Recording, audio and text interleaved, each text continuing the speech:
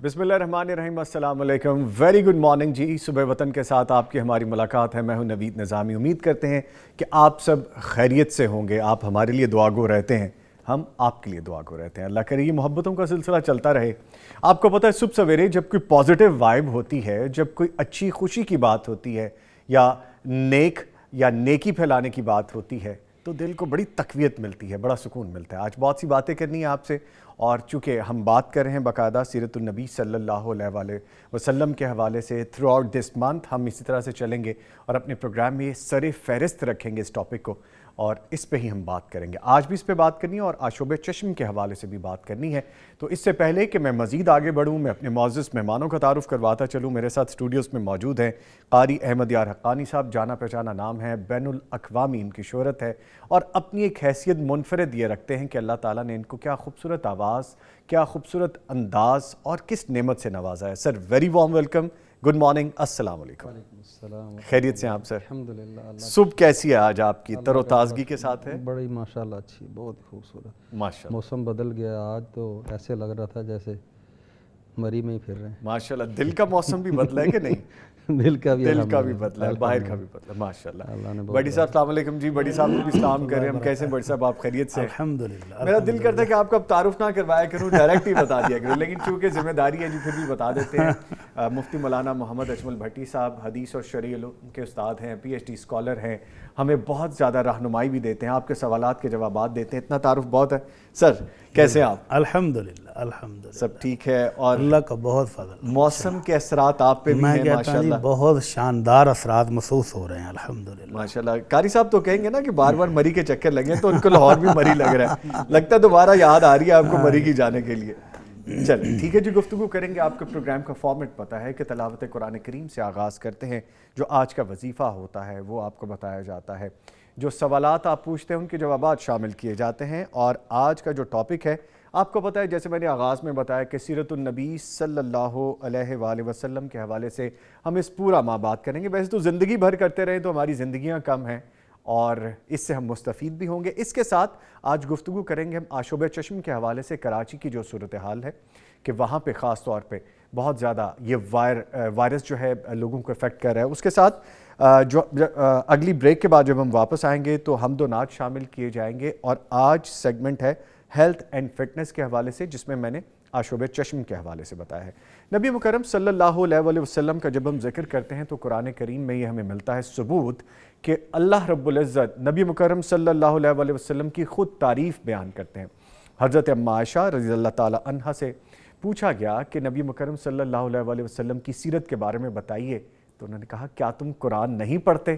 تو کتنا بڑا ثبوت ہے ہمارے سامنے کہ ہم قرآن کریم کو پڑھیں، سیکھیں، سمجھیں اور اس پہ عمل کریں۔ تو جب ہم سیرت النبی صلی اللہ علیہ وآلہ وسلم کا ذکر کرتے ہیں تو پھر ہمیں سمجھ لگتی ہے کہ ہمیں زندگی بھر جو بھی کام کرنے ہیں، ہمیں زندگی کیسے گزارنی ہے، اپنے لیے دوسروں کے لیے کس طرح سے جو حقوق ہیں، جو فرائض ہیں، جو ذمہ داریاں ہیں سر انجام دینی ہیں، وہ کیا ہیں۔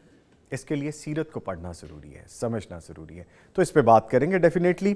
اور جو وائرس صبح سے یعنی کہ کراچی کے حوالے سے جو میں بات کر رہا ہوں، پچھلے 10-12 دن میں تقریباً کوئی 2 ویک کے قریب ہونے جا رہے ہیں، بہت زیادہ مریض سامنے آ رہے ہیں، اور نوعمر اس میں زیادہ ہے، نوجوان زیادہ ہیں، بچے بھی افیکٹ ہو رہے ہیں۔ یہ وائرل انفیکشن ہے، یہ چھونے سے بھی ہو سکتا ہے، بہت احتیاط کی ضرورت ہے۔ اور وہ احتیاط کیا ہیں؟ یہ وائرس کیوں پھیل رہا ہے؟ ایک تو گندگی، اس کے بعد آب و ہوا، جو فضائی آلودگی ہے وہ بہت افیکٹ کر رہی ہے۔ اب جیسے بارشوں کا سیزن شروع ہوا ہے، جو ایک سپیل چلے گا، اس کی وجہ سے اب اس میں کمی بھی آئے گی، اور یہ کیوریبل ہے، 5-7-10 دن کا ٹینور ہوتا ہے اور پھر یہ ٹھیک ہو جاتا ہے۔ اس میں کون کون سی چیزیں ہیں جو ہمیں خاص طور پر مد نظر رکھنی چاہیے، اس پہ ہم گفتگو کریں گے۔ ابھی چلتے ہیں قاری صاحب کی جانب، اور قاری صاحب سے گزارش کرتے ہیں کہ سر تلاوت قرآن کریم سے فیضیاب کیجئے، پھر آگے بڑھتے ہیں۔ اعوذ باللہ من الشیطان الرجیم۔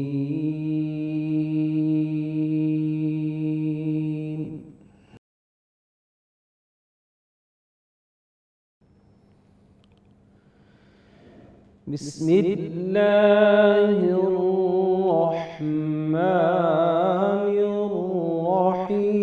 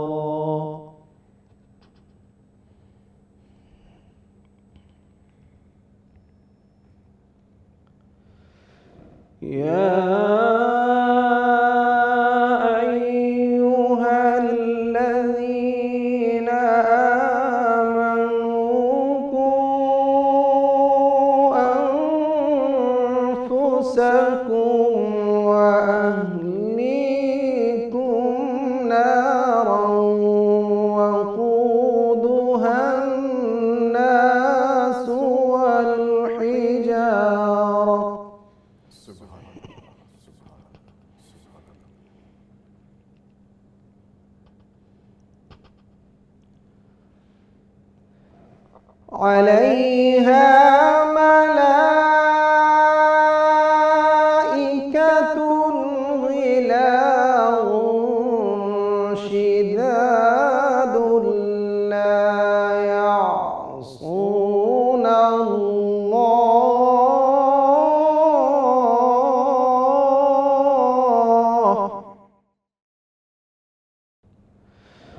عَلَيْهَا مَلَائِكَةٌ غِلَاظٌ شِدَادٌ لَّا يَعْصُونَ اللَّهَ مَا أَمَرَهُمْ وَيَفْعَلُونَ مَا يُؤْمَرُونَ.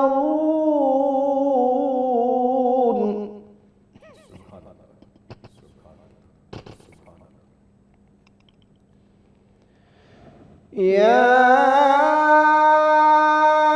أَيُّهَا الَّذِينَ كَفَرُوا لَا تَعْتَذِرُوا الْيَوْمَ إِنَّمَا تُجْزَوْنَ مَا كُنتُمْ تَعْمَلُونَ.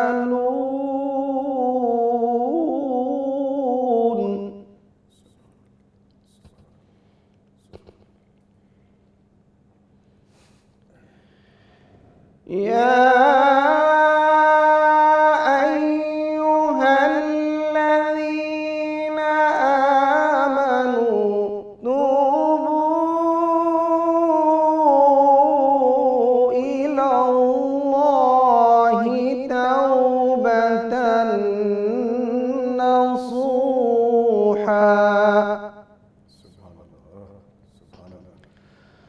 عَسَى رَبُّكُمْ أَن يُكَفِّرَ عَنكُمْ سَيِّئَاتِكُمْ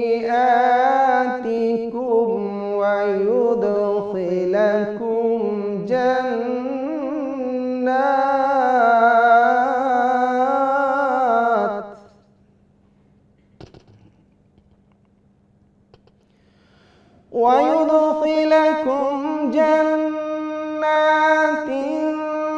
تَجْرِي مِن تَحْتِهَا الْأَنْهَارُ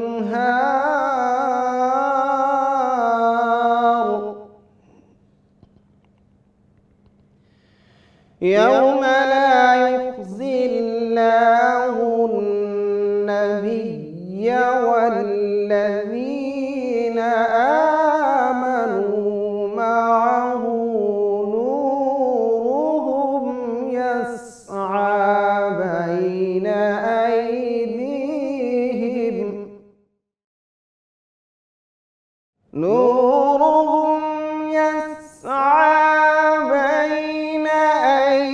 أَيْدِيهِمْ وَبِأَيْمَانِهِمْ يَقُولُونَ رَبَّنَا أَتْمِمْ لَنَا نُورَنَا يَقُولُونَ رَبَّنَا أَتْمِمْ لَنَا نُورَنَا وَاغْفِرْ لَنَا يَقُولُونَ رَبَّنَا أَتْمِمْ لَنَا نُورَنَا وَاغْفِرْ لَنَا إِنَّكَ عَلَى كُلِّ شَيْءٍ قدير. صدق الله العظيم. ماشاء اللہ ماشاء اللہ ماشاء اللہ سبحان اللہ. جزاک اللہ قاری صاحب, اللہ تعالیٰ آپ کو جزائے خیر عطا فرمائے. اس سے پہلے کہ اس کا مفہوم ہم بھٹی صاحب سے پوچھیں, میرا یہ تجربہ ہے, ماضی کے دنوں کا کچھ مجھے ایک پورا حویلہ سے سامنے گزرا جب میں تلاوت قرآن کریم سنتا ہوں کہ وہ دن تھے کہ جب ہم بہت زیادہ تلاوت قرآن کریم کی طرف متوجہ نہیں ہوتے تھے. ایسا نہیں تھا کہ کبھی تلاوت نہیں کی یا نہیں سنی یا نماز پڑھنے کی کوشش نہیں کی یا مسجد نہیں گئے یا قرآن نہیں کھولا, کیا کرتے تھے لیکن اس طرح سے نہیں. جب سے میں نے صبح وطن کے مارننگ شو شروع کیا اور مجھے ایسی صحبتیں نصیب ہوئیں, آپ یقین کیجئے اب تو گاڑی میں بھی دل نہیں کرتا کچھ اور ٹیون کیا جائے. دل یہ کرتا ہے آپ گھر سے چلیں, آفس سے چلیں, اپنے بزنس پوائنٹ سے چلیں یا کہیں کسی کو ملنے جائیں یا گھر والوں کے ساتھ نکلیں تو آپ سورہ رحمان لگا لیں, آپ سورہ یاسین لگا لیں, آپ سورہ واقعہ لگا لیں, آپ سورہ مزمل لگا لیں, آپ سورہ بقرہ لگا لیں. آپ کا دل کرتا ہے ساتھ ساتھ پڑھتے رہیں. یہ میرا ایکسپیرینس ہے, آپ کر کے دیکھیے گا, آپ کو یہ فیل آئے گی کہ میں نے دیر کی اس طرف واپس لوٹنے میں. تو کبھی یہ فیل اپنے آپ میں مت آنے دیں کہ آپ کو لگے کہ مجھے موقع ہی نہیں ملا. موقع کسی نے نہیں دینا, یہ موقع آپ نے خود حاصل کرنا ہے. تو یہ میری چھوٹی سی ایک بات تھی, اس کو عمل کر کے دیکھیے گا اور ہم سے رابطہ کیجیے گا, بتائیے گا ہمارے وہ بھائی بہن دوست, ہمارے ہم اثر جنہوں نے یہ کیا ہوگا ان کو ڈیفینیٹلی وہ چینج نظر آئے گا جو زندگی میں مسنگ تھا. مقصد حیات پہ چلنا شروع کر دیں گے. بڑی صاحب کائنڈلی سورہ تحریم کی آیت 6 سے 8 تک قاری صاحب نے تلاوت فرمائی. مجھے پتہ ہے آپ یقیناً بہت کچھ کہنے والے ہیں لیکن اس سے پہلے اللہ رب العزت جو کلام کر رہے ہیں اس میں اپنے بندے سے, وہ مفہوم کیا ہے وہ بیان کیجئے. بسم اللہ الرحمن الرحیم, الحمدللہ رب العالمین والصلاة والسلام علی اشرف الانبیاء والمرسلین.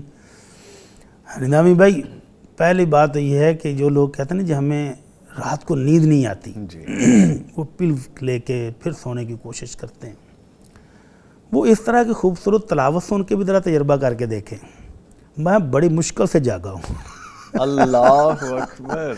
جیسے جیسے قاری صاحب تلاوت کرتے جا رہے تھے نا, مجھے مزیدار نیند محسوس ہو رہی تھی. بڑی مشکل سے میں جاگنے کی کوشش کرتا رہا کہ کیمرے کے سامنے بیٹھے ہوئے کہیں کھراٹے نہ شروع ہو جائیں. اللہ اکبر. مجھے اجازت دیجیے ایک جملہ کہنے کہ آپ نے اتنا پیارا جملہ کہا, بڈی صاحب نے کہا میں بڑی مشکل سے جاگا ہوں.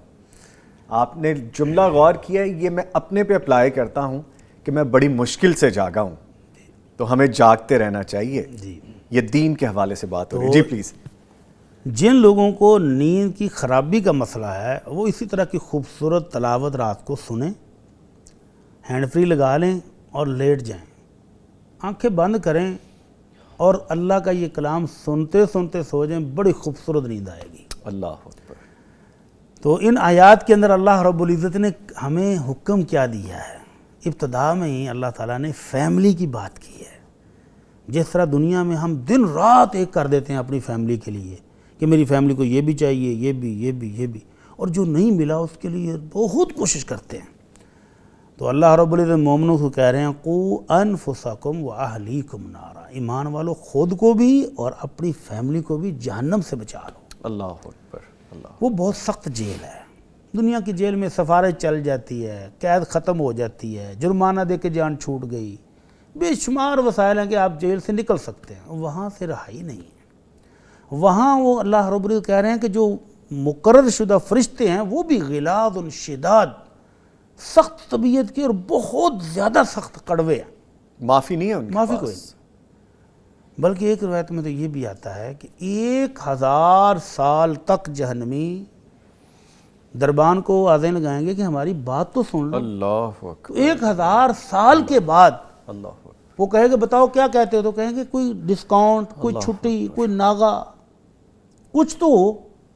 کہے گا انکم ماکثون, اب ہمیشہ یہی رہنا, کوئی چھٹی نہیں ہے.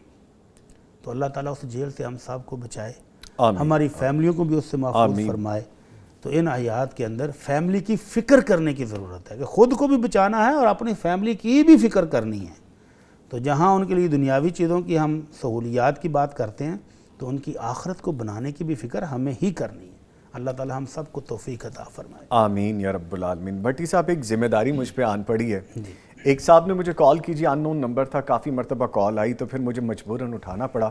شاید کوئی اپنا بندہ ہے, ایمرجنسی نہ ہو, کوئی ضروری کام نہ ہو, کیونکہ ان نون نمبر اب کم ہی ہم عام روٹین میں ریسیو کرتے ہیں, اور ویسے بھی سم ٹائمز ایسا ہوتا ہے کہ نمبر ریسیو ہی نہیں ہوتا, بیزی ہوتے ہیں. تو ان صاحب نے پہلے تو تمہید لی بڑی لمبی چوڑی, اور یہ میں ذکر اس لیے کر رہا ہوں کہ یہ صاحب سن رہے ہوں گے, دیکھ رہے ہوں گے, ہمارے ویور ہیں.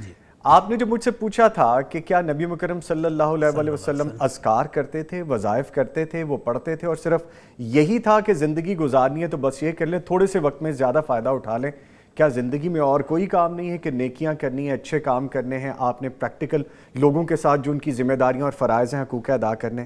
بھائی میں آپ کو سارے حوالوں کے ساتھ جواب دے سکتا تھا، اور جو میں نے اس وقت کہا تھا اب بھی میں یہ کہہ رہا ہوں کہ یہ زبان جب بولے گی تو وہ آپ پہ اثر کرے گی۔ بھٹی صاحب اس کا جواب دیں پہلے، کیونکہ ہم وظائف بتاتے ہیں نا، تو لوگ یہ سمجھتے ہیں شاید کہ صرف وظائف کریں گے تو 70 سال کی دعا مل جائے گی، وظائف کریں گے تو اتنے اعمال کا فائدہ ہو جائے گا، اتنا ثواب مل جائے گا۔ سر پلیز جواب دے دیجئے، پھر وظیفہ بھی بتا دیجئے گا۔ ہمارے بھائی صاحب نے ہماری زبان سے کبھی یہ نہیں سنا کہ جہاں نبی رحمت صلی اللہ علیہ وسلم نے وظائف بتائے ہیں وہاں وہ ہستی پوری رات اپنے رب کے سامنے قیام میں ہے، کبھی رکوع میں ہے، کبھی سجدے میں، وہ نہیں سنا۔ اللہ اکبر۔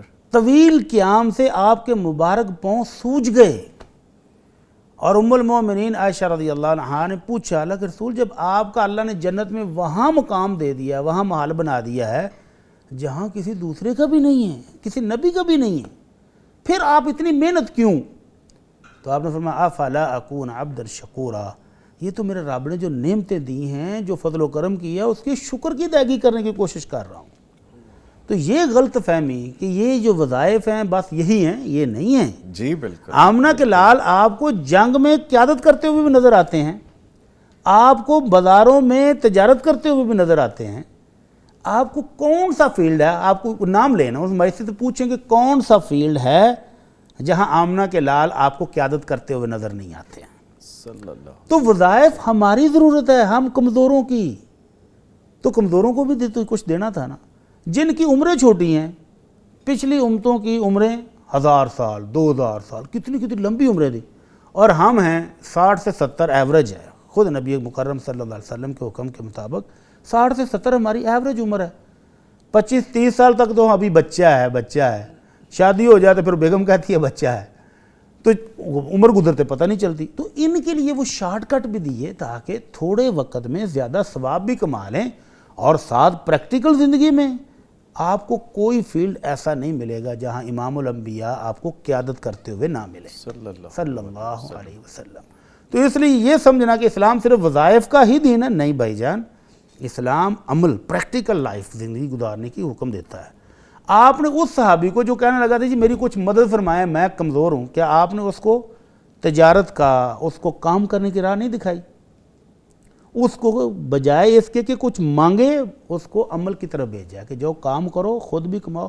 بلکہ میں تو آپ کو یہ بتاتا ہوں، اللہ کے رسول صلی اللہ علیہ وسلم کی صحابیہ ہیں، حضرت جابر کی خالہ ہیں، وہ کہتے ہیں وہ ان کو طلاق ہو گئی، اب کمانے والا کوئی نہیں، انہوں نے اپنی ٹوکری پکڑی، بیلچہ پکڑا اور باغ کی طرف جا رہی، تو ان کے چچا نے ڈانٹا کہ ابھی تمہیں تھوڑے دن ہوئے طلاق ہوئی ہے تو عدت میں، اور تو کہاں جا رہی ہے؟ نبی علیہ السلام کے پاس آئیں، اللہ کے نبی صلی اللہ علیہ وسلم میرا باغ پھل کھجور کی فصل تیار ہے، اس کو سنبھالنے کی ضرورت ہے، مجھے طلاق ہو گئی ہے، خامد بھی نہیں ہے، کیا کروں؟ تو آپ نے فرمایا جاؤ کرو، اپنے باغ کو سنبھالو، ممکن ہے کہ اس فصل سے اپنے گھر کے اخراجات بھی پورے کرو گی اور اللہ کی راہ میں صدقہ بھی کرو گی۔ تو اسلام تو ہر وقت ہمیں پریکٹیکل لائف کی دعوت دیتا ہے بھائی جان۔ اسلام سے بڑھ کر کون سا مذہب ذرا سامنے تو لائیں جو آپ کو 5 وقت اللہ کے حضور حاضر ہونے کا بھی حکم دیتا ہے، اور نماز کے بعد یہ بھی حکم دیتا ہے کہ جاؤ آپ جا کر تجارت کر کے تو اپنے بیوی بچوں کے لیے ان کی ضروریات بھی اکٹھی کرو۔ ٹھیک ہے۔ تو اسلام ایک ٹوٹل پریکٹیکل زندگی گزارنے کی دعوت دیتا ہے، خالی تسبیح پکڑ کر حجروں نشین ہونے کی دعوت نہیں دیتا۔ اللہ اکبر۔ اور ویسے بھی میرے پیارے بھائی آپ کا کویسچن کرنا بالکل حق ہے آپ کا، لیکن یہ ہم نے پروگرام میں کبھی کسی وقت کسی لمحے ایسا کہا کہ صرف وظائف کر لیں تو زندگی کے آخر میں آپ کو جو اللہ تعالیٰ کے سامنے ملے گا آپ کو کوئی جواب دہی ہونا پڑے گا؟ ہم نے کہا کہ جو ہم پہ فرائض ہیں، جو اللہ تعالیٰ کے احکامات ہیں، جو نبی مکرم صلی اللہ علیہ وسلم نے جو ساری زندگی کر کے دکھایا ہے، وہ کرنے کی ضرورت نہیں ہے، وہ بھی کرنا ہے میرے بھائی۔ ہم پہ جو حقوق، ذمہ داریاں، فرائض ہیں، ہم نے وہ ادا کرنی ہے، کسی کا حق نہیں مارنا، کسی کے ساتھ زیادتی نہیں کرنی، وہ بھی کرنا ہے۔ یہ ہمارے اپنے لیے ہے کہ اگر ہم یہ پڑھتے ہیں، وہ کہتے ہیں نا کہ جتنی جستجو کرو گے اتنا پالو گے، جتنی محبت کرو گے اتنی محبت مل جائے گی، اللہ سے جیسا گمان کرو گے ویسا گمان تمہیں آگے سے ملے گا وہی پریکٹیکل میں. تو یہ کرنے کا فائدہ یہ ہے کہ تھوڑے وقت میں آپ افادیت حاصل کر سکتے ہیں. اس کا مقصد ہرگز یہ نہیں ہے کہ بس یہ کریں باقی ساری ذمہ داریاں چھوڑ دیں. تو یہ جواب تھا جی. اب ہم مجھے ایک بات یاد جی پلیز. ہمارے ساتھ ایک لیکچرار تھے یونیورسٹی میں، بزرگ تھے. رمضان آ گیا تو وہ روزے نہیں رکھ رہے تھے. تو میں نے ان سے کہا جی آپ روزے تو رکھیں. کہنے لگا میں بیمار ہوں، ڈاکٹر نے کہا ناگا کر لو. میں نے کہا چلو کوئی بات نہیں، پھر آپ بعد رمضان کے بعد رکھ. کہتے رمضان کے بعد رکھنے پڑیں گے. میں نے کہا جی. کہتے میں نے تو زندگی میں کبھی نہیں رکھے. اللہ اکبر. یہ اس بھائی کو ہے جو کہہ رہا ہے کہ صرف وظائف کافی ہے. نہیں بھائی، پریکٹیکل لائف میں جو روزہ آپ نے ادھر کی وجہ چھوڑا وہ بھی رکھنا پڑے گا. وہ بھی رکھنا پڑے گا. تو مجھے کہتے ہیں جی میں تو نماز بھی چھوڑ دوں تو وہ میں نہیں پڑھتا. تو میں نے کہا اتنا بڑا جرم کرتے ہیں. کہتے ہیں وہ جو میں اپنے رشتہ داروں کے ساتھ صلہ رحمی کرتا ہوں، ان کی ضروریات پوری کرتا ہوں، وہ بیوہ ہے اس کو خرچہ دیتا ہوں، تو کیا وہ میرے کسی کام نہیں آئے گا؟ میں نے کہا وہ کام آئے گا، لیکن فرائض اپنی جگہ پر ہیں. آپ کے ان جتنے بھی آپ پریکٹیکل لائف میں احسان کرتے ہیں، کسی پر اس کے ساتھ حسن سلوک کرتے ہیں، تو وہ فرائض کی جگہ نہیں لے سکتا. تو یہ جو وظائف ہیں یہ آپ کے اضافی ہیں بھائی جان، فرائض اپنی جگہ پر قائم ہیں. یہ تو بونس ہے آپ کے لیے جتنا آپ کما لیں. ہاں جی. اچھا بڑی صاحب ایسا کرتے ہیں، کویسچن میرے پاس آج بہت امپورٹنٹ ہے اور کافی لمبے بھی ہیں، تو ہم تھوڑا چیزوں کو کمپریس کر لیتے ہیں. جی وظیفہ بتائیے پھر آگے بڑھتے ہیں. بسم اللہ الرحمن الرحیم. جی وظیفہ بھی آج پھر دیکھیں نا، پھر وہ بھائی کہیں گے جی یہ کیا بتا دیا. وظیفہ یہ ہے کہ ہم سب کو رزق میں کمی کا شکوہ ہے. رزق میں اضافہ کیسے ہوگا؟ تو پریکٹیکل لائف میں کہیں گے بھائی صاحب کوئی جاب کرو، کوئی کاروبار کرو تو پھر ہی رزق میں اضافہ ہوگا. اور کیسے ہوگا؟ جی ہاں ایسے بھی ہوگا. اور آمنہ کے لال صلی اللہ علیہ وسلم نے آپ کو سپورٹ کرنے کے لیے، آپ کے رزق میں اضافے کے لیے جو عمل بتایا ہم وہ آپ کو بتانے لگے ہیں. جی. حضرت سعد رضی اللہ تعالیٰ عنہ عشرہ مبشرہ صحابی ہیں. ان صحابہ میں سے جن کو اللہ کے نبی نے جنت کی بشارت دی، ان میں سے ایک ہیں. جی. تو وہ ایک تو مالدار تھے، خوبصورت بھی تھے. اللہ کے نبی صلی اللہ علیہ وسلم فرمایا کرتے تھے کہ جس شخص کو میرے ماموں کے مقابلے میں کوئی ماموں لانے کی ہو خواہش تو لا کے دکھائے. ایسے خوبصورت، جوان بھی، طاقتور بھی، مالدار بھی، اور اپنے قبیلے کا سردار بھی، بے شمار خوبیوں کے حامل. تو ایک دن ایسے کہیں دل میں خیال آ گیا کہ یہ جو اصحاب صفہ ہیں، جن کے پاس اپنا گھر نہیں، جن کے پاس کاروبار کوئی نہیں، جن کی فیملی یہاں کوئی نہیں، تو میں ان سے کچھ بہتر ہی ہوں نا. کوئی الفاظ میں ایسا اظہار ہو گیا ان سے. تو نبی رحمت صلی اللہ علیہ وسلم نے اس موقع پر جو نسخہ بتایا امارت کا، دولت کا، رزق میں اضافے کا، وہ یہ تھا کہ سعد حل تنصرون وترزقون الا بضعفائکم. سعد یہ جو تمہیں دولت ملی ہے نا، یہ جنگوں میں جو فتوحات ملتی ہیں، اللہ کی مدد آتی ہے، تو یہ ان غریبوں مسکینوں کی دعاؤں کی بدولت ہے. ماشاءاللہ ماشاءاللہ. تو آج کا وظیفہ یہ ہے بھائی جان، آپ کاروبار کریں اور کاروبار میں برکت کے لیے غریبوں کی دعائیں لے لیں. آپ جاب کرتے ہیں، جو وہاں سے کماتے ہیں اس میں برکت آ جائے، اس میں اللہ تعالیٰ اضافہ فرما دیں، تو اس کے لیے غریبوں کی دعائیں لے لیں. کیسے لے لیں؟ ایک شخص نے اسی طرح آ کر شکوہ کیا جی بہت غربت ہے، کاروبار بہت ٹھپ ہو گیا ہے، زیرو پہ آ گئے ہیں. تو رہنمائی کرنے والے بزرگوں نے کہا کہ تم غریبوں کو کھانا کھلا کے ذرا چیک کرو. سبحان اللہ. کہنے لگے جی مجھے تو اپنی روٹی کے لالے پڑے ہوئے ہیں، تو آپ کہتے ہیں دوسروں کو کھلائیں. کہنے لگے بھائی گھر میں جو پکتا ہے نا اسی میں سے تھوڑا سا ایک غریب کو بھی دے دو. وہ بیچارہ واپس آ گیا جی میں تو کوئی اور نسخہ لینے گیا تھا، بزرگوں نے یہ کیا نسخہ دے دیا. بہرحال وہ کہتے ہیں گھر آیا تو میں نے کہا بیگم سے جو کھانا پکا ہے نا اس میں سے ایک آدمی کا کھانا علیحدہ کر دو. اس نے کہا پہلے ہی تھوڑے سے مجھے دے دو. کہتا پہلے دن میں نے ایک آدمی کا کھانا اپنے گھر کے کھانے میں سے نکال کے تو دے دیا. تو وہ اس نیکی سے جو مجھے خوشی حاصل ہوئی نا، تو اگلے دن میں نے 2 بندوں کا کھانا سپیئر کیا. سبحان اللہ. 2 کا کیا تو مزید حوصلہ بڑھا، اور اب وہ کہتا ہے جی میں 400 بندوں کو روزانہ کھانا کھلا رہا ہوں. سبحان اللہ. تو وہ 400 بندوں کا کھانے کا رزق کہاں سے آیا؟ وہ دے رہا ہے، وہ دے رہا ہے، بالکل وہ دے رہا ہے. جس کے بندوں کو آپ جا کر رزق پہنچا رہے ہیں، ان کی ضرورت پوری کر رہے ہیں، تو آسمان والا اپنے دروازے بھی کھول دیتا ہے. تو جن بھائیوں کو یہ شکوہ ہو کہ ان کے رزق میں کمی ہے، ان کو مسائل ہیں کاروبار میں، ان کو جاب میں مسائل ہیں، تو وہ اس نسخے پر عمل کر کے دیکھ لیں کہ وہ اللہ کی مخلوق کو راضی کریں، عرش والا ان کو خوش کر دے گا انشاءاللہ. یہ آج کا وظیفہ ہے ہمارا. ٹھیک ہے جی، سوالات شامل کرتے ہیں. اور بٹی صاحب ذمہ داری آج کچھ مجھے بھاری لگ رہی ہے، کافی لینتھی کویسچنز ہیں، بٹ ہم کوشش کریں گے کہ یہ سارے شامل کریں. پہلا کویسچن ہے، ایک شخص نے 2 شادیاں کی ہیں، پہلی بیوی نیک اور اپنے شوہر کی فرما بردار، جبکہ دوسری بد اخلاق اور بری خصلت کی ہے۔ کیا اس صورتحال میں شوہر اگر چاہے کہ وہ پہلی بیوی کے ساتھ ہفتے میں 5 دن جبکہ دوسری کے ساتھ 2 دن گزار لے تو کیا وہ ایسا کر سکتا ہے، یا پھر لازماً اسے دونوں بیویوں میں برابری کرنا ہوگی؟ اگر برابری لازم ہے تو کیا یہ پہلی بیوی جو کہ نیک اور فرما بردار ہے، کیا یہ اس سے زیادتی نہیں ہوگی؟ اللہ اکبر۔ تو اس کا مطلب یہ ہے کہ خامد کی محبت، چاہت اور اس کے وقت کا زیادہ حق وہ بیوی رکھتی ہے جو زیادہ نیک ہوگی۔ یہ کویسچن میں یہی ایسا نہیں ہو سکتا۔ نبی رحمت صلی اللہ علیہ وسلم نے رہنمائی جو فرمائی ہے وہ یہ ہے کہ جس بندے کی 2 بیویاں ہوں، فمال الی احداہما، اور اس کا سارا جھکاؤ ایک بیوی کی طرف ہو گیا، ٹائم زیادہ اس کو دیتا ہے، پیسہ زیادہ اس کو دیتا ہے، محبت زیادہ اس کو دیتا ہے، اور دوسری کو اگنور کر رہا ہے، تو قیامت والے دن یہ شخص اس حالت میں آئے گا وہ شقہ مائل، اس کی ایک سائڈ فالح زدہ ہوگی۔ تو اس شخص کو اپنے سے یہ فیصلہ کرنے کی کوئی حق حاصل نہیں ہے۔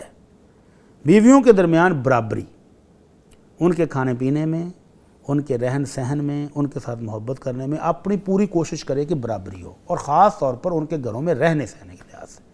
نبی رحمت صلی اللہ علیہ وسلم کی 9 بیویاں تھیں، آپ نے ساری زندگی ان کو ان کے حساب سے ٹائم دیا ہے، سب کو برابر، اور آخری عمر میں جب آپ شدید بیمار تھے اس وقت بھی آپ نے، جب آپ کا یہ دل چاہا کہ میں اب جس گھر میں ہوں میں اسی میں رہ لوں اور مجھے باری باری دوسرے گھروں میں نہ جانا پڑے، تکلیف ہے، مشقت ہے، بیمار ہیں آپ، تو پھر بھی آپ نے بیویوں سے اجازت لی کہ اگر تم اجازت دو تو میں عائشہ کے گھر میں رہنا چاہتا ہوں، تو سب نے خوشی سے اجازت دی، تب آپ نے اپنے آخری ایام ام المومن عائشہ کے گھر گزارے۔ تو بیویاں ان سے زیادہ نیک ہو سکتی؟ ان سے بڑھ کے تقوی کہیں ہو سکتا ہے؟ نہیں ہو سکتا نا۔ ہم سب کی ماں نے اجازت دی تو نبی رحمت صلی اللہ علیہ وسلم نے ام المومن عائشہ کے گھر میں آخری دن گزارے، تو اس لیے اس بھائی کو اپنے سے یہ تقسیم کرنے کا کوئی حق نہیں ہے۔ ہاں، دونوں بیویاں اس انڈرسٹینڈنگ پر راضی ہوں تو پھر جائز ہے۔ نبی کریم صلی اللہ علیہ وسلم نے سیدہ سودا رضی اللہ عنہا کو کسی وجہ سے طلاق دینے کا ارادہ کیا، تو انہوں نے کہا اللہ کے نبی آپ مجھے طلاق نہ دیں، مجھے اپنی بیویوں میں شامل رہنے دیں، اور میں اپنے گھر کی جو باری ہے، جو دن ہے میرے لیے مخصوص، وہ میں ام المومن عائشہ کو دیتی ہوں۔ تو یہ باہمی انڈرسٹینڈنگ سے اللہ کہتے ہیں وَالصُلْحُ خیر، میاں بیوی میں تو تنازع ہو جائے تو کچھ لے کے، کچھ دے کے، کچھ حقوق چھوڑ کے اگر وہ صلح کر لیں تو یہ ٹھیک ہے، میانہ روی کو درمیانہ وہ راستہ کر لیں، دونوں اپنی انڈرسٹینڈنگ سے کر لیں تو ٹھیک ہے۔ یہ شخص اس بنیاد پر کہ پہلی بیوی بہت نیک ہے، دوسری بد اخلاق ہے، تو رکھنے کا کس نے مشورہ دیا بد اخلاق کو؟ بہت بڑی سخت وعید ہے کہ جو بیوی بد اخلاق ہو، بد زبان ہو، بد کردار ہو، تو نبی کریم صلی اللہ علیہ وسلم فرماتے ہیں 3 بندے جن کی اللہ دعا بھی قبول نہیں کرتا، ان میں سے ایک یہی ہے، رجل کان تحتہ امرأۃ سیئۃ الخلق فلم یطلقھا، کہ ایک ایسا بندہ جس کی بیوی بد اخلاق ہو، بد کردار ہو، اور وہ اس کو اپنے گھر میں رکھے ہوئے ہے، طلاق بھی نہیں دیتا، تو اللہ اس کی دعا بھی قبول نہیں کرتا اس شخص کی۔ اچھا بڑی صاحب، یہ تو آپ نے جواب دے دیا، اگر یہاں پہ ایک اور ہم کوشچن بھی نکال لیتے ہیں، وہ صاحب کو اپنی تکلیف ہے کہ وہ نہ رکھ سکتے نہ چھوڑ سکتے ہیں، یا دوسری بعض دفعہ طرف بچوں کا مسائل ہوتے ہیں، ان کو وہاں پہ سکون ہی نہیں ہے ان صاحب کو، جیسا کویسچن میں لگ رہا ہے کہ بس ٹائم گزارنا ہے کسی طرح، کوئی گنجائش بنتی ہے؟ پھر وہ گنجائش میں وہی کہہ رہا ہوں کہ دونوں بیویوں کو پاس بٹھائیں جی، اور ان سے طے کریں کہ بھائی میں یہ کرنا چاہ رہا ہوں، اگر وہ اس پر راضی ہو جائیں تو بڑی اچھی بات ہے، اور اگر وہ راضی نہیں ہوتی اور وہ دوسری بیوی جو بد اخلاق بھی ہے، بد زبان بھی ہے، اس کو کہتا ہے میں تمہیں اس سے زیادہ ٹائم نہیں دوں گا، اگر تم میرے ساتھ میرے نکاح میں رہنا چاہتی ہو تو اتنا ہی ملے گا بس، اور وہ اپنا یہ حق چھوڑ دیتی ہے تو بھی ٹھیک ہے۔ اچھا، بد اخلاق اور بد کردار دو چیزیں یہ بھی کائنڈلی بد ڈیفائن اخلاق کا مطلب یہ ہے خامد کی عزت نہیں کرتی، گالیاں دیتی ہے، اس کے والدین کی عزت نہیں کرتی، گالیاں بکتی ہے، ایون کچھ کیسز میں بٹی صاحب میں نے دیکھا مارشار بھی پڑتی ہے شوہروں کو، شوہر کو یا ان کے بوڑھے والدین کو ٹارچر کرتی ہے، جی فزیکل ٹارچر، بالکل، تو یہ بد اخلاق ہو گئی۔ اور بد کردار کہ خامد کی عزت کی حفاظت نہیں ہے، ایسی نعوذ باللہ بیویاں بھی ہیں جو خامد کو چیلنج کر کے جاتی ہیں کہ میں فلاں جگہ جا رہی ہوں، روک سکتے تو روک لو۔ اللہ اکبر۔ اور ہمارے پاس یہاں ٹی وی پر سوال آیا تھا ایک شخص کا، جو کہتا تھا کہ میں جاب پر چلا جاتا ہوں اور میری بیوی اپنے عاشق کے پاس چلی جاتی ہے اور شام کو میں وہاں سے اس کو لے کے آتا ہوں کہ میرے بچے بلک رہے ہیں، رو رہے ہیں، اور وہ بچوں کو چھوڑ کر چلے جاتی ہے. تو یہ بد کردار ہے. تو ایسی عورت کو اگر یہ بچوں کی مجبوری نہ ہو، بچے کو آپ پال سکتے ہیں، تربیت کر سکتے ہیں، تو ایسی عورت کو طلاق دینے کا حکم ہے کہ دے دو، چھوڑ دو. ٹھیک ہے. بڑی صاحب اگلا کویشچن ہے، لکھتے ہیں میرا ایک بچہ ہے، میرے شوہر کا کہنا ہے کہ مجھے مزید اولاد پیدا نہیں کرنی، یعنی ہماری کسی بہن کا یہ کویشچن ہے، بلکہ یہ بھی بولا ہے کہ یہ بچہ جب مناسب عمر کو پہنچ جائے گا تو وہ مجھے چھوڑ دیں گے. انا للہ و انا الیہ. وہ مجھ پر ظلم کرتے ہیں، خرچہ نہیں دیتے، ایک دفعہ زبردستی ابارشن بھی کروایا ہے انہوں نے. بڑی صاحب یہ کیسا سوال ہے ویسے یہ اس کو شوہر کہنا چاہیے. میں آئی ایم شاکڈ، میں تو پڑھتے ہوئے رک گیا ہوں. اگلی لائنیں اس سے بھی ڈسٹربنگ ہیں. میرا سوال یہ ہے کہ ان حالات میں اگر وہ مجھے ہم بستری کے لیے بلائیں تو کیا میں انکار کر سکتی ہوں، کیونکہ وہ کہہ چکے ہیں کہ انہوں نے مجھے مناسب وقت پر طلاق دے دینی ہے. یہ تو ٹارچر ہے. تو ٹارچر ہے بیٹی صاحب. مسلسل یہ قیدی تھوڑی ہے خاتون. جب انہیں اولاد بھی نہیں چاہیے اور مجھے چھوڑ بھی دینا ہے تو اس انکار کے سبب کیا میں، اللہ اکبر، کیا میں گناہگار تو نہیں ہوں گی، یا پھر انکار نہ کروں لیکن دل سے اس عمل کو قبول نہ کر رہی ہوں تو کوئی حرج تو نہیں ہے؟ بھٹی صاحب ویری پہلا سوال تو ہمارا اس خاتون سے یہ ہے کہ یہ رہ کیوں نہیں؟ کیوں رہ رہی ہیں؟ ساری چیزیں تو اس کویسچن میں موجود ہیں. نہ وہ خرچہ دے رہا ہے، نہ وہ عزت کر رہا ہے، نہ وہ اس کو بیوی سمجھ رہا ہے، نہ بچوں کی ذمہ داری، نہ بچوں کی ذمہ داری لے رہا ہے. تو یہ خاتون ان کے گھر میں رہ کیوں رہی ہیں؟ اس ذہنی اذیت کے ساتھ یہ مسلسل ٹارچر سہتے سہتے اگر یہ نفسیاتی مریضہ ہو گئی، اور بہت پاسبلٹی ہے ہو بھی گئی ہوں، اور ہوتا ہے ایسے کیسز میں کہ جب وہ مسلسل یہ ٹارچر برداشت کرتے کرتے ایک دم ان کی بس ہو جاتی ہے. تو پہلے تو اس بھائی کو اس ظلم سے بعد آ جانا چاہیے. اللہ کے رسول صلی اللہ علیہ وسلم فرماتے ہیں خیرکم لأہلہ. بہترین مسلمان ہے کون؟ جو اپنی فیملی کے لیے بہترین ہے. باہر دوستوں کے ساتھ بہت خوشگوار ہے، ہنس رہا ہے، دعوتیں ہو رہی ہیں، کھانے پینے چل رہے ہیں، اور بیوی بچوں کے ساتھ یہ برا سلوک ہے، تو یہ انسان اچھا نہیں ہے، بلکہ یہ بربادی کی طرف جا رہا ہے. آپ نے فرمایا کفا بالمرء اثما، کسی بندے کے لیے اتنا گناہ، یعنی اس کی بربادی تباہی کے لیے اتنا گناہ ہی کافی ہے، ان یحبس عمن یملک قوتہ، جن بیوی بچوں کے اخراجات کا یہ ذمہ دار تھا، اللہ نے نگہبان بنایا تھا، یہ ان کو خرچہ نہ دے، روک لے، ظلم کرے، تو اس کی بربادی کے لیے اتنا گناہ کافی ہے. اور دوسری بات اس بہن کو ہے کہ اگر وہ یہ دیکھ رہی ہیں، اللہ کے رسول صلی اللہ علیہ وسلم نے یہ فرمایا تھا کہ لہن بیویوں کے بھی وَلَهُنَّ مِثْلُ الَّذِي عَلَيْهِنَّ، بیویوں کے بھی اتنے ہی حقوق ہیں جتنے خامدوں کے ہیں. اگر بچے کی خواہش مرد کی ہے تو عورت کی بھی ہے، اس کو بھی بچے چاہیے، وہ بھی ماں بننا چاہتی ہے. تو اگر اس کو بچوں کی ضرورت نہیں تھی تو اس نے شادی کیوں کی؟ یا پہلے بتا دیتا کہ بھئی مجھے بچوں کی ضرورت نہیں ہے، تو یہ خاتون چاہتی تو شادی کر لیتی، نہ چاہتی تو نہ کیسا کرتی. شخص ہے، کویسچن پڑھ کے مجھے عجیب سی فیل ہے، کہہ رہے جب بچہ بڑا ہو جائے گا اور تو میں بار ڈیورس بار کر یعنی دوں گا. یہ دھمکی بھی ساتھ ہے، نہ دھمکی بھی جینے ساتھ دیتا ہے. نہ مرنے دیتا ہے کہ یعنی طلاق بھی دے دے گا. تو اس شخص کو اللہ سے ڈرنا چاہیے، اور اس بیوی نیک بیوی کو بھی اگر وہ اخراجات نہیں دے رہا تو یہ سب سے بڑی خامی ہے. اللہ رب العزت فرماتے ہیں الرجال قوامون علی النساء بما فضل اللہ بعضهم علی بعض وبما انفقوا من اموالهم.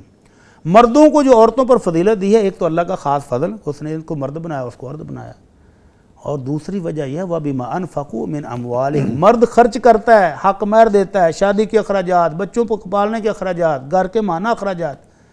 اور اگر کوئی بندہ ان ذمہ داریوں سے بھاگ رہا ہے تو وہ مرد کس بات کا ہے، وہ نگہبان کس بات کا ہے؟ وہ اللہ نے جو فضیلت دی تھی وہ اس کو نہیں ہے. تو اس عورت کو اپنا فیصلہ جلدی کر لینا چاہیے، اس سے پہلے کہ یہ کوئی نفسیاتی مریضہ بن جائیں، کوئی دماغی خلل ہو جائے، اور پھر یہ نہ شادی کرنے کے قابل ہوں، نہ یہ جو بچہ ہے اس کو پالنے کے قابل رہے. اس بچے کی شخصیت بھی ڈیمیج ہو رہی ہوگی. وہ بھی جو رات دن اپنی ماں کو اس طرح تڑپتا ہوا دیکھ رہا ہے اور والد کو ظلم کرتے ہوئے دیکھ رہا ہے، اور پھر وہ گھر کے اخراجات بھی نہیں دے رہا، تو یہ جیتے کیسے ہیں؟ تو ان کو بزرگوں کو ڈال کے اس خامد کو سمجھانا چاہیے، یا تو انسانوں کی طرح رکھے. اللہ رب العزت خود حکم دیتے ہیں کہ یا تو امسکوہن بمعروف او سرحوہن بمعروف، اچھے طریقے سے بیویوں کو بسا لو یا اچھے طریقے سے چھوڑ دو. اس طرح اذیت دینے کا کوئی حق نہیں ہے. اور یہ جو ظلم کر رہا ہے، یہ جو اذیت دے رہا ہے، تو قیامت والے دن الظلم ظلمات یوم القیامہ، اللہ کے نبی فرماتے ہیں یہ اندھیرے بن جائیں گے، روئی روشنی نہیں ملے گی. جواب دینا پڑے گا بٹی صاحب ہاں اس کا جواب دینا پڑے گا. اور میں ایک چیز اس میں ایڈ کرنا چاہوں گا, مرد لفظ جو ہے نا اس میں بڑی گریس ہے, اس میں بڑا روب ہے, اس میں بڑی ذمہ داری ہے. جیسا بٹی صاحب نے فرمایا, ہمارا دین اسلام ہمیں باقاعدہ بتاتا ہے کفالت کرنی ہے, ذمہ داریاں ادا کرنی ہے, شیلٹر دینا ہے اپنی فیملی کو. آپ بھائی کون ہیں, آپ کہاں سے آ گئے ہیں, اور آپ نے کیا سوچ لیا ہے کہ آپ نے ذمہ داریاں بھی ادا نہیں کرنی, بچوں کی بھی, بیگم کی بھی.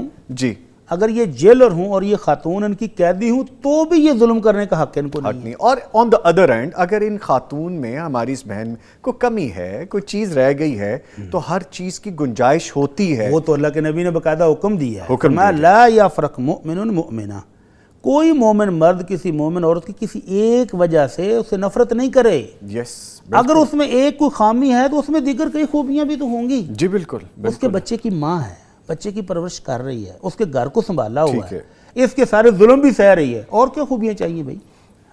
سوال کے اینڈ پہ اس خاتون نے پوچھا ہے کہ وہ نہ چاہتے ہوئے بھی کیا خامد کی ضرورت پوری کرے. اگر نہ کریں تو پھر گناہ گار تو نہیں. یہ بہت اہم سوال ہے اینڈ کا حصہ. نبی رحمت صلی اللہ علیہ وسلم نے اس خاتون کو حکم دیا ہے کہ جب تک یہ اس کے نکاح میں ہے اس کی ضرورت تو پوری کرے گی. آپ نے فرمایا اذا دعا الرجل امرأته الى فراشه, جب خامد اپنی بیوی کو ہم بستری کے لیے بلائے اور وہ نہیں آتی تو صبح تک فرشتے اس پر لعنت بھیجتے ہیں. اللہ اکبر. تو اس خاتون کو اس گناہ سے بھی بچنا ہے, اور وہ کہتی ہیں اگر وہ نہ چاہتے ہوئے بھی تو ٹھیک ہے, اگر آپ اس کے نکاح میں رہ رہی ہیں, یہ سارے ظلم برداشت کر رہی ہیں, تو پھر یہ ضرورت بھی اس کی پوری کریں. اور اگر آپ سارے ظلم چھوڑ دیں, اب نہیں برداشت نہیں ہوتے, تو پھر آپ اس کو چھوڑیں, اس سے خلا لیں اور اپنی باعزت زندگی گزاریں. ٹھیک ہے بڑی صاحب, ایک کویسچن ہے اور یہ بھی کافی ڈسٹربنگ کویسچن ہے, میں چاہوں گا اس کو کمپلیٹ کر کے ہم بریک کی طرف جائیں. سوال ہے, شوہر کینسر کے مریض ہیں, 2 مہینے پہلے تمام گھر والوں کے ساتھ عمرہ کرنے گئے, وہاں طبیعت خراب ہو گئی تو ہاسپٹل والوں نے روک لیا اور واپس نہیں آنے دیا. وہ گورنمنٹ ملازم ہیں, میں کرایہ کے گھر میں بچوں کے ساتھ رہتی ہوں, ایک پورشن میں مالک مکان ہے, میرے ساتھ ساس رہتی تھیں جن کو نند یہ کہہ کر لے گئی کہ تمہارے گھر میں اے سی نہیں ہے, میری ماں بیمار ہو جائے گی. میں نے شوہر سے ذکر کیا تو انہوں نے کہا میکے چلی جاؤ. میکے آنے سے پہلے تک شوہر مجھے خرچہ دیتے تھے, جب سے میکے آئی ہوں خرچہ نہیں دیتے. بچوں کی تعلیم کا بھی خرچ ہو رہا ہے اور باقی ضروریات بھی ہیں. میرے میکے والے میرا خرچ نہیں اٹھا سکتے, ان کے حالات ٹھیک نہیں ہیں. شوہر کا کہنا ہے کہ تم میکے رہتی ہو, تمہارے والدین خرچ کریں, میری ذمہ داری نہیں ہے. میں نے اپنے علماء سے پوچھا ہے, تم سسرال نہیں رہتی, تم سسرال والوں کو نہیں پوچھتی. میں نے اپنے علماء سے پوچھا ہے, وہ کہتے ہیں ایسی عورت جو سسرال کو نہ پوچھے اسے سال میں 1 سوٹ 1 جوتا سوکھی روٹی دی جائے. میں بچوں کے ساتھ بہت مشکل زندگی گزار رہی ہوں, ان حالات میں کیا میں شوہر کو بتائے بغیر کوئی نوکری کر لوں؟ واٹ اے پینفل کویسچن بھٹی صاحب, بہت ساری چیزیں ہیں. یعنی سیم اسی تکلیف میں ہے یہ خاتون بھی. یہ بھائی صاحب کینسر کے مریض ہو کر بھی اللہ کا خوف نہیں کھا رہے. کینسر کا مریض ہے جس کو کنفرم ہوتا جا رہا ہوگا کہ اس کی زندگی بہت تھوڑی ہے, اس کو بھی اپنی بیوی بچوں پر ظلم کرتے ہوئے نہیں خوف خدا آ رہا. اللہ اکبر. تو اللہ کے نبی صلی اللہ علیہ وسلم کا فرمان میں نے ابھی سنایا ہے کہ کفا بالمرء اثما ان یحبس عمن یملک قوتہ, کہ کسی بندے کی تباہی, بربادی, ہلاکت کے لیے اتنا گناہ ہی کافی ہے کہ وہ ان لوگوں کا رزق, ان لوگوں کی خوراک روک لے, ان کے اخراجات روک لے جن کے اخراجات اس کے ذمے تھے. تو یہ کس بنا پر کہہ رہا ہے کہ تم چونکہ میکے چلی گئی لہذا اخراجات میکے والے دیں؟ او بھائی باپ تم ہو, بچوں کے خامد تم ہو. اللہ نے تمام مالی معاملات جو ہیں وہ خامد پر رکھے ہیں, ننیال پر نہیں رکھے ہیں. وہ جو شوق سے آپ نے 3 مرتبہ کہا تھا قبول ہے قبول ہے قبول, وہ کیا قبول ہے؟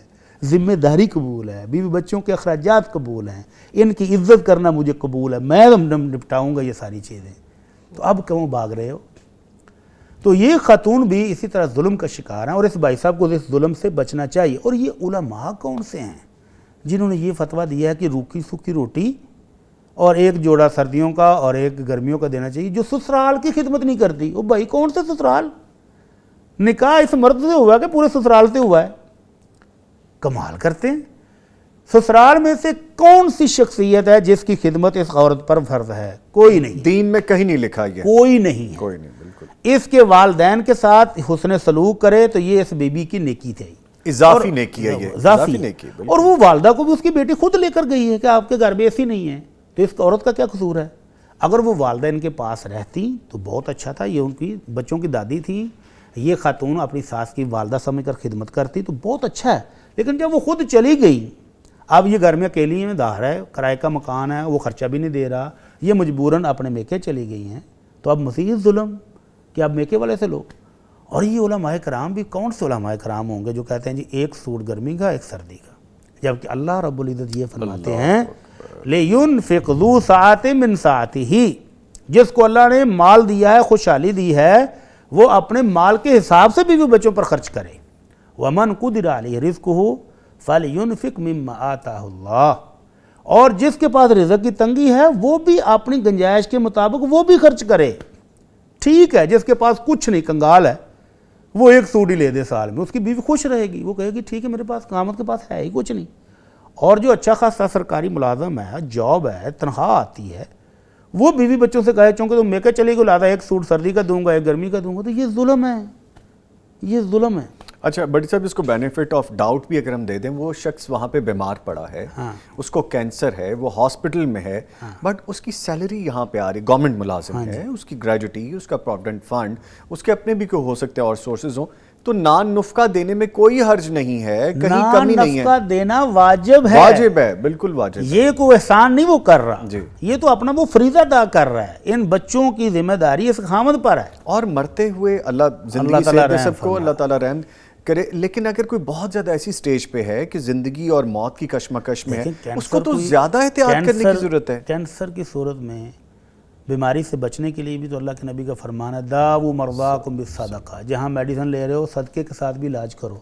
تو جو بندہ فرضی صدقات ہی روک لے وہ اللہ سے کون سی شفا کا مستحق ہو رہا ہے؟ اللہ اکبر۔ اللہ سے صحت مانگ رہا ہے اور جو واجب خرچہ تھا وہ بھی روکے ہوئے ہے۔ تو بہن کا سوال یہ ہے کہ کیا وہ اس خامد کی نافرمان ہوگی اگر وہ اس کو بتائے بغیر نوکری کر لے؟ سبحان اللہ، وہ خامد ہونے سے ہی بھاگ رہا ہے، وہ خامد کی ذمہ داریاں نہیں اٹھا رہا، تو اس سے اجازت کس لیے لینی ہے بھائی؟ اگر تو وہ خامد کی طرح ہو اور آپ کے خرچے دینے کے قابل نہ ہو، اور آپ کو اللہ نے ہنر دیا ہے، تعلیم دی ہے، آپ جاب کرنا چاہتی ہیں، بچوں کو پالنا چاہتی ہیں، تو خامد سے اجازت لے لیں۔ اور جس کے پاس سارا کچھ ہو اور وہ بھاگ جائے بگوڑا فراری، اس سے پوچھنے کی کیا ضرورت ہے؟ تو بچوں کو پالنا ہے، اپنے اخراجات ہیں، اس بہن کو فوری طور پر جو وہ کر سکتی ہیں ان کو کرنا چاہیے۔ ٹھیک ہے، اسباب کریں اپنے، اور آپ کو اجازت اللہ برکت دے گا، اللہ برکت دے گا، اور اللہ تعالیٰ آپ کے لیے آسانیاں کرے ہماری بہن۔ بڑی صاحب اس کے ساتھ ہی اب ہم بریک کی طرف چلتے ہیں۔ لے جی، کویسچن کافی تھے اور میں نے کوشش کی کہ جتنے ہمارے پاس ڈسٹربنگ اور لینتھی کویسچنز تھے ان کو شامل کر لیں، جو رہ گئے انشاءاللہ وہ نیکسٹ میں شامل کر لیں گے پروگرام میں۔ اس کے ساتھ ہی معزز مہمانوں کا شکریہ ادا کروں گا، قاری احمد یار حقانی صاحب، سر آپ تشریف لائے، اللہ تعالیٰ آپ کو عزتوں سے نوازے، کیا خوبصورت انداز ہے آپ کا، ماشاءاللہ، آپ کے آنے کا بہت شکریہ سر۔ مفتی مولانا اجمل بھٹی صاحب، بھٹی صاحب آج وقت ایسے کر کے گزر گیا، پتہ نہیں چلا، سر آپ کے بھی آنے کا بہت شکریہ، جزاکم اللہ۔ لے جی، پروگرام ابھی جاری ہے، ملتے ایک چھوٹے سے بریک کے بعد، اور بریک کے بعد جب ہم واپس آئیں گے تو نبی مکرم صلی اللہ علیہ وآلہ وسلم کی سیرت مبارکہ کے حوالے سے بات کریں گے اور سیکھیں گے۔ ملتے ہیں ایک چھوٹے سے بریک کے بعد، ہمارے ساتھ رہیے گا۔